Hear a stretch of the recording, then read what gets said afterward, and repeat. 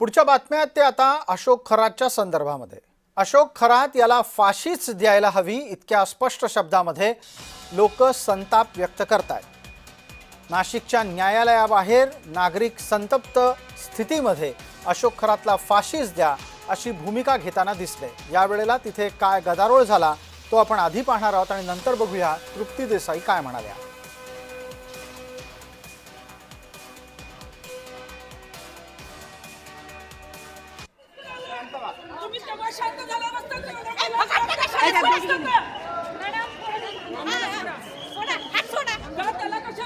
Madam तुम्ही थांबा। नाही इज्जत नाही देत पण सगळे तुमच्यासारख्या महिला सगळ्या अडकलेत त्याच्यात।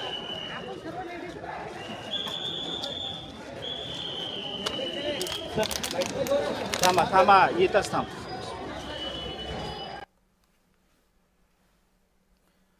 दरम्यान या प्रकरणामध्ये सामाजिक कार्यकर्त्यांच्या भावना काय आहेत ते ऐकूया।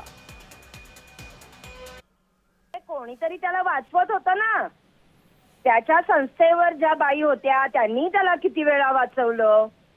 वर्षभरापूर्वी पण उघडकीस आलंच असतं ना ते प्रकरण, पण बाईंनी पत्र देऊन त्याला दम दिला, गुन्हा दाखल। जोही आता गावातली लोक, मी आता पाहत होते गावातली लोक, तुमच्या चॅनलवर बहुतेक पाहिलं मी ते, गावातल्या लोकांना तो रिव्हॉल्वर घेऊन दम द्यायचा। कुणाची मुलं गायब केली, कुणाच्या जागा हडपल्या, कोणाची हिंमत नव्हती, कारण का एवढे मोठे मोठे लोक DYSP SP CP असे IPS IAS अधिकारी आल्यावर तो बिचारा शेतकरी गावकरी, एखादी बाई जी शेतात काम करणारी तिच्यावर यांनी बलात्कार केलेले, काय बोलणार, कुणाकडे न्याय मागणार? जर रक्षकच भक्षक झाले तर काय करणार हो जनता?